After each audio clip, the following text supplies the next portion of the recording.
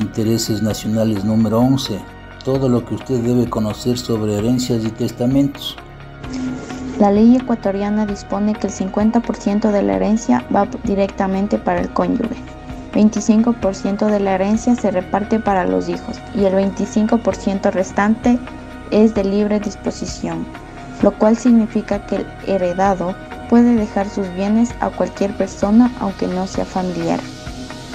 Es común para algunas personas pensar qué pasará con sus bienes cuando dejen de estar vivos, a veces con el temor de si estos pueden ocasionar conflictos familiares.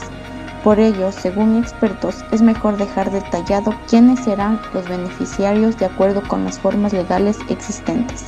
Un objeto de herencia puede ser desde una mesa hasta una casa o una fortuna, y aunque la ley común ofrece el resguardo de los bienes a los llamados beneficiarios forzosos, herederos por ley, también hay otras opciones para la distribución del legado. Cuando una persona fallece, se genera una causa prevista por la ley, por lo cual se transmite a los herederos todos los bienes e inmuebles que eran propiedad del individuo.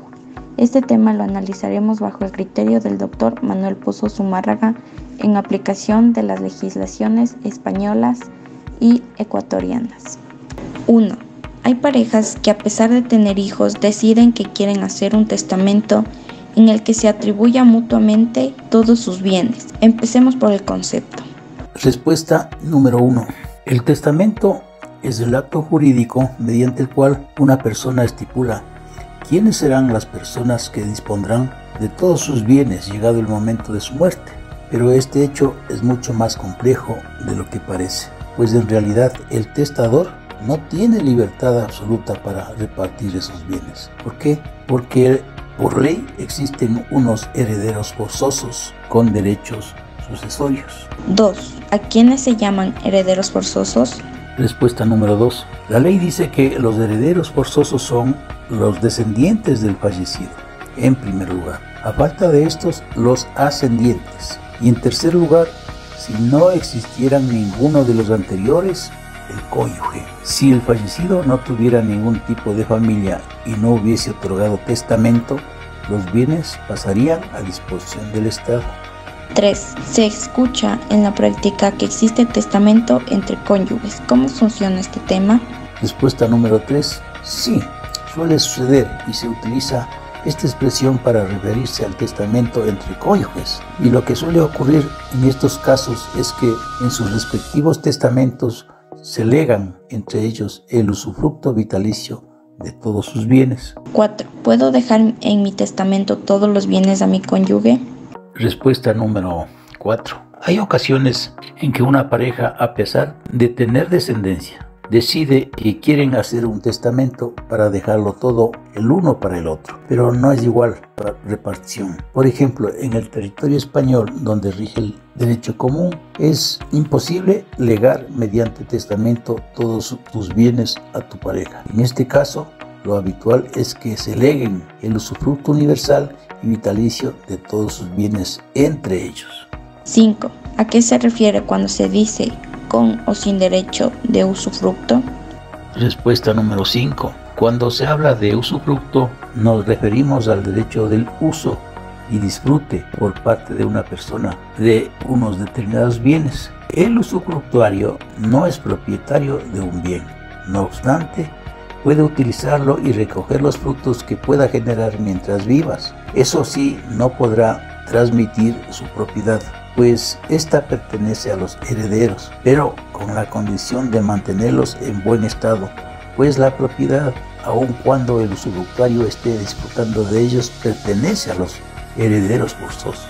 A estas personas en algunos países se conoce como albaceas y es muy frecuente cuando se trata de herencias con la existencia de hijos menores. 6. Se escucha también los términos de usufructo universal y vitalicio. ¿A qué se refiere? Respuesta número 6. Lo que quiere decir o precautelar la ley es mejorar lo que corresponde a los herederos forzosos. Es decir, además de la legítima, se utiliza el tercio de mejora y el de libre disposición para mejorar el caudal hereditario que les corresponderán. tras el fallecimiento del usufructuario. De hecho, en caso de que alguno de los herederos, una vez fallecido el testador, se niegue a que el cónyuge reciba este usufructo universal y vitalicio, solo recibirá la legítima estricta. 7. Yo tengo un familiar que me ha dejado unos bienes en usufructo. ¿Nos puede ampliar estos términos? Respuesta número 7. El usufructo es un concepto presente en una gran parte de herencia en España que se aplica en el cónyuge viudo. En una herencia el concepto de usufructo puede entrar en juego, especialmente en el caso del cónyuge viudo. El usufructo y la nuda propiedad son conceptos similares, aunque no iguales. En el caso de la nuda propiedad, una persona tiene derecho a ser dueño de un bien, pero no puede disfrutar del mismo. Esta es la principal diferencia con el usufructo, un término especialmente presente en la participación de herencias. En la legislación española, el artículo 467 del Código Civil recoge que el usufructo da derecho a disfrutar los bienes ajenos con la obligación de conservar su forma y sustancia, a no ser que el título de su constitución o la ley autoricen otra cosa. De esta forma, la persona titular de este derecho se denomina usufructuario. Por ejemplo, con una vivienda en usufructo, la persona usufructuaria tendrá derecho a disfrutar de la misma durante todo el periodo que dure el usufructo. Además, el usufructo de un bien permite disponer del mismo, arrendarlo e incluso obtener rentas por ello. 8.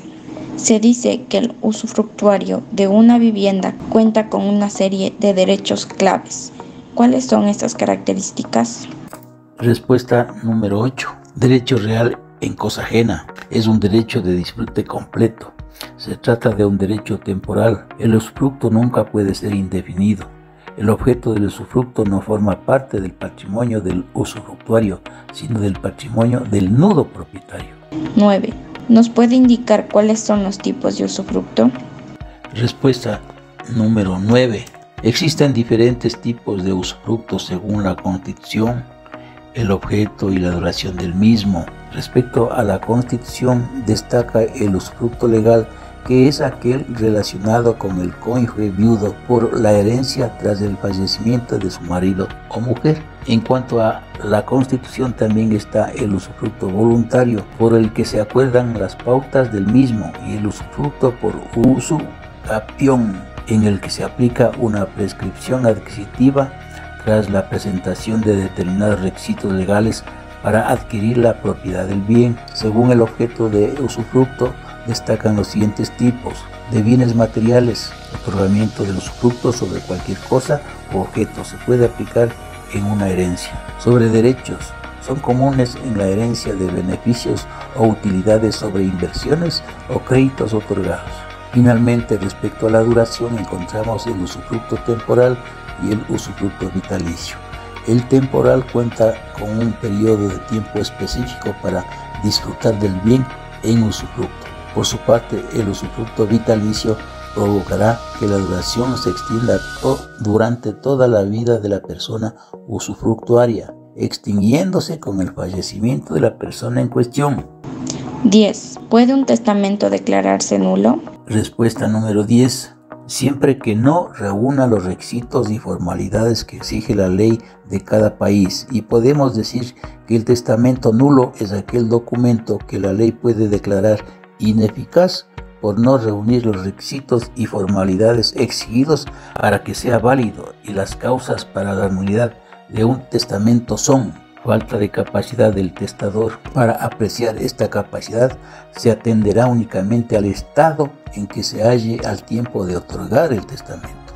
Vicios en la voluntad del testador. El Código Civil deja claro que será nulo siempre que se haya otorgado con violencia, dolo o fraude. Defecto de forma. Si no se observan las formalidades específicamente establecidas en el Código Civil, utilizar formas de testar prohibidas. Estas se refieren a hechos como los testamentos mancomunados, que son permitidos en determinadas zonas de España. 11. ¿Cuáles son las consecuencias legales al otorgar un testamento nulo? Respuesta número 11. Los principales efectos de este hecho son que si había un testamento anterior, este no queda revocado por el declarado como nulo. Se considera que lo nulo no existe y por tanto el anterior conserva su validez. Llegado a este caso, si no existiera un testamento anterior, se abrirá la sucesión intestada. 12. ¿Qué autoridad tiene la competencia para que se declare nulo un testamento? Número 12. Solo el juez de lo civil puede declarar un testamento nulo y hay que interponer un juicio ordinario para declarar la nulidad o poner una demanda judicial para impugnarlo.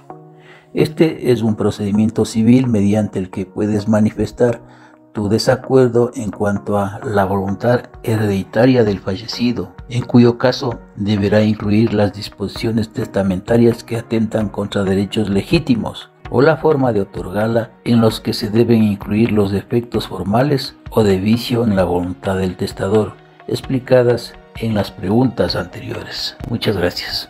Se vende videos en CDs de temas de derecho, demografía, salud, seguridad social, adultos mayores, empleo, seguridad ciudadana, todo lo que usted debe saber sobre herencias, prestaciones del IES, divorcios, acciones de protección, demandas laborales, temas de actualidad o de interés nacional, regional y local, etc. Precios simbólicos. Teléfono de contacto 09 92 93 27 98, 09 95 06 37 09. En Atuntaqui 06 29 06 68 4. Dr. Manuel Pozo Zumárraga. Atención personalizada.